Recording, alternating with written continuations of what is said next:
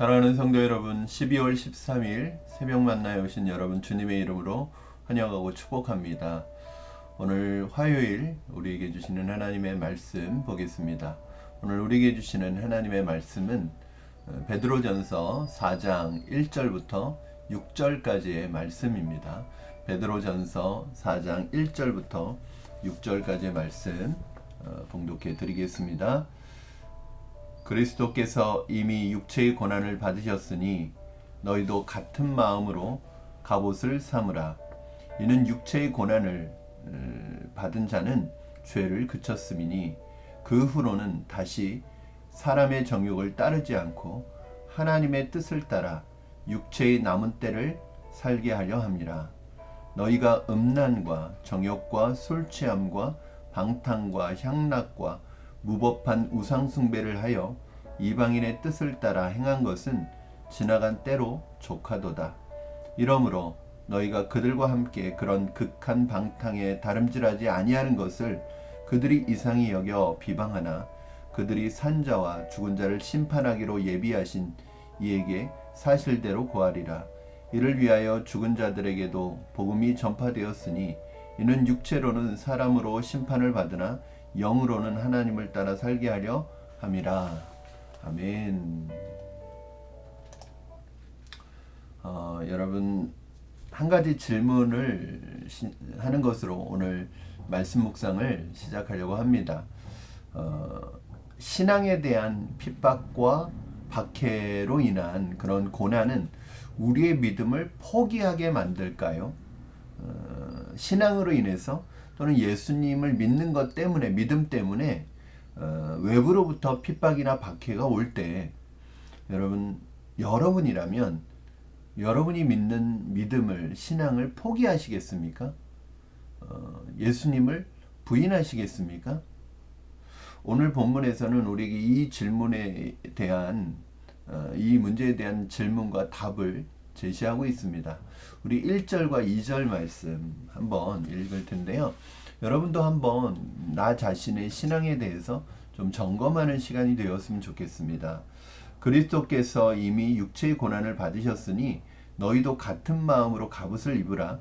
이는 육체의 고난을 받는 자는 죄를 그쳤음이니 그 후로는 다시 사람의 정욕을 따라 살지 않고 하나님의 뜻을 따라 육체의 남은 때를 살게 하려 함이라. 외부로부터 우리에게 예수님을 믿는 신앙 때문에 박해가 올 때 물론 두렵기는 하겠지요. 걱정도 될 수 있습니다.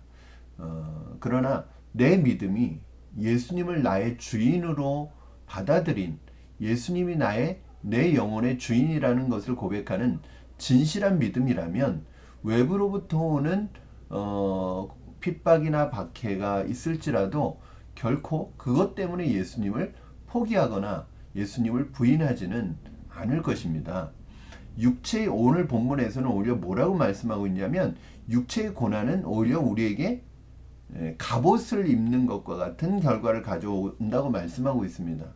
이 땅에서 받는 신앙의 핍박과 박해가 우리를 하나님으로부터, 믿음으로부터 떨어뜨리는 것이 아니라 오히려 우리가 믿음으로, 영적으로 더 무장하도록 만들어준다는 뜻이에요. 그래서 핍박으로 인한 고난은 신실한 믿음을 꺾을 수 없고 오히려 저는 진짜와 가짜를 구별해내는, 가려주는 역할을 한다고 생각을 합니다. 평상시에 이런 고난, 신앙으로 인한 어려움이나 핍박과 고난이 없으면 그 사람의 믿음이 진실한 믿음인지 거짓된 믿음인지 우리는 알 수 없습니다. 왜요? 어떤 종교적인 모습으로 판단할 수밖에 없으니까요. 그러나 이 고난이 왔을 때 이 고난 앞에서 진짜와 가짜가 가려지게 되는 것이죠. 그리고 그 고난은 육체의 남은 시간을 하나님의 뜻에 따라 살게 한다고 오늘 2절 말씀에 말씀하고 있죠. 그 후로는 육체의 고난을 받는 자는 죄를 그쳤다는 표시라는 거예요. 그리고 그 죄라는 것이 뭐예요? 그 후로는 다시 사람의 정욕을 따라 살지 않고, 사람의 정욕을 따라 사는 게 아니라 하나님을 뜻을 따라 육체의 남은 시간들을 보내게 된다는 거예요. 이게 무슨 뜻일까?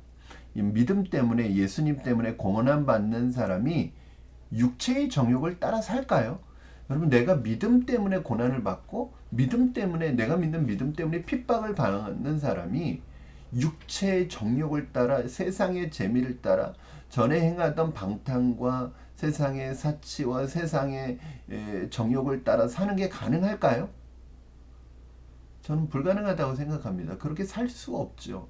내가 지금 핍박과 고난을 받고 있는 게 신앙 때문인데 그 신앙과 반대되는 일을 하면서 살 수 있을까요? 없지요. 그래서 저는 이 신앙이라는 것은 양다리가 불가능하다고 생각해요. 하나님을 선택하느냐, 세상을 선택하느냐지요. 신앙과 세상을 양다리를 걸치고 살아가는 것은 사실은 신앙이 아니라고 생각합니다. 그렇죠. 따라서 고난 받는 것은 오히려 우리로 하여금 우리의 신앙이 정말 진짜인지 가짜인지를 가늠해주고, 더 나아가서는 더 이상 세상의 정욕을 따라 살지 않도록 세상과 우리 과거의 우리를 끊어버리도록 하는 역할을 한다는 것이에요. 따라서 고난은 당하는 것이 어쩌면 내 신앙에 있어서는 내게 더 유익할 수 있는 거죠. 여러분, 고난 당하면요, 죄 지을 시간이 없죠. 죄 지을 여유도 없죠. 그렇죠? 육체적인 고난만 당해도 그렇습니다. 육체적인 고난을 당하면요, 이것이 꼭 신앙적인 어떤 신앙과 관계된 핍박이 아니더라도요, 육체의 건강을 잃어버리기만 해도, 또는 육체로 내가 이 세상에서 어떤 어려움이나 고난을 당해도요, 죄를 지을 여유가 없죠. 죄에 대한 생각도 나지 않죠. 그러나 더 나아가서 육체의 고난 속에서도 죄를 짓는 사람들이 있거든요. 그러나 신앙 때문에 당하는, 믿음 때문에 당하는 핍박과 고난을 당하면서 죄를 짓는 사람은 더더욱 없겠죠. 그러므로 우리가 신앙 때문에 박해를 받게 될 때 죄를 그치게 된다는 거예요. 오히려 신앙적으로 더 무장하게 된다는 거죠. 우리에게 잘 알려진 C.S. 루이스가 쓴 스크루테이프의 편지라는 이 책에서는 이제 소설이죠. 일종의 픽션이죠. 그러나 그런 것을 통해서 우리에게 주는 메시지가 있죠. 즉, 그 책에서는 고참 귀신이, 즉 고참 마귀가 신참 마귀에게 어떻게 하면 그리스도인들을 무너뜨릴 수 있을지를 교육하는 내용들이 나옵니다. 편지를 통해서. 그런데 그 중에 하나가 뭐냐면, 이제는 이런 핍박과 고난을 통해서는 더 이상 그리스도인들을 무너뜨릴 수 없다는 결론에 도달합니다. 그것은 이미 핍박과 박해는 사탄도 포기한 방법이라는 거예요. 왜냐하면 과거 역사 속에서 사탄은 이 방법을 많이 사용하였지만 오히려 고난과 핍박을 하면 할수록 그리스도인들은 더 신앙적으로 단단해지고 더 교회는 부흥해 왔다는 거예요. 그러므로 더 이상 이 방법을 쓸 필요가 없다는 거예요.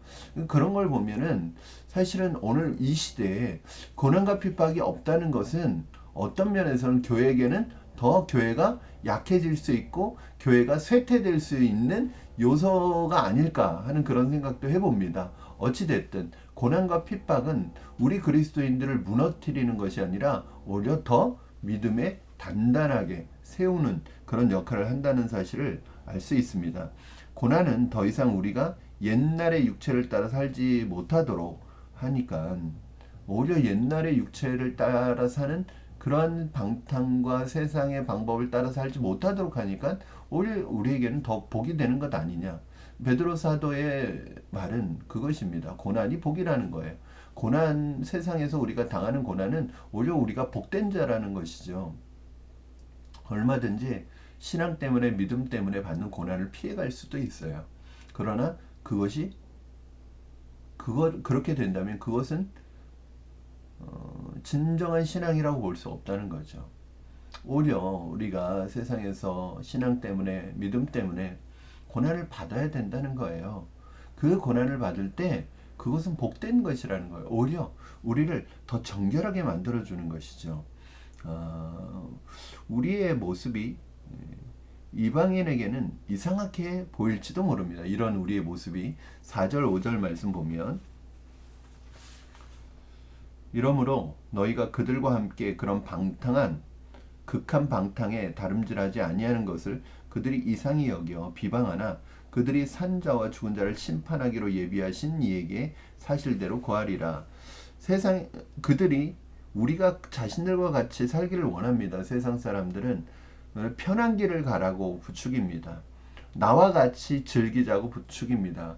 그러다가 우리가 그렇게 하지 않으면 우리를 비방한다는 거예요. 왜 그럴까요? 자신들의 그런 악행이 부도덕함이 더 부각되기 때문이죠. 그러나 우리가 기억해야 될 것은 마지막 날 주님의 심판대 앞에 설 때 주님 앞에서 그들은 직고하게 될 것이고 우리의 모든 것이 드러날 때가 있다는 거예요. 그때 뭐가 참이고 뭐가 거짓인지 어떤 것이 옳은 길인지가 분명하게 밝혀질 날이 오고 있다는 것입니다. 사랑하는 성도 여러분, 우리의 삶을 비방하고 비웃는 사람들 때문에 흔들리지 않기를 바랍니다. 그러한 사람들이 하나님 앞에서 심판받을 날이 올 것이기 때문입니다. 그때 그들은 자신들의 말에 대해서 하나님 앞에서 변명해야 합니다. 그러나 그 어떤 변명도 어떤 아무런 호소력이 없는 허공을 치는 메아리에 불과하게 될 것입니다. 사랑하는 여러분, 고난의 삶은 그리스도인의 삶의 표지입니다. 그 이유는 첫째는 주님께서 고난을 당하셨습니다. 의를 위하여, 우리를 살리기 위하여 고난을 당하셨습니다. 우리에게 있어서 고난은 이상한 것이 아니에요. 둘째는 고난을 통해서 우리가 죄를 멀리할 수 있기 때문입니다. 그러므로 고난은 피하는 것이 아니라 고난은 이기고 승리해야 하는 것이죠. 오늘 하루도 믿음 때문에 받게 되는 고난이 있다면 피하지 마시고 주님 앞에서 신실하게 여러분의 믿음과 신앙을 지키며 살아가는 여러분 되시기를 주님의 이름으로 축원합니다. 그렇게 할수록 여러분의 모습은 점점 주님께로, 점점 주님을 닮아가게 될 것이고 죄를 멀리하게 될 것이고 더 하나님의 신앙으로, 하나님에 대한 신앙으로 더 무장하게 되는 결과를 가져오게 될 것입니다. 오늘날 수많은 교인들이 있지만 모든 교인들이 정말 하나님을 믿는 믿음이 있을까요? 교회에 나온다고 하는 사람들이 많죠. 한때는 우리나라 4천만 중에 1,000만이 기독교인이라고 했습니다. 그 1,000만의 기독교인이 정말 100% 다 그리스도인이었을까요? 거기에는 교회를 다니는 교인들도 있었을 것입니다.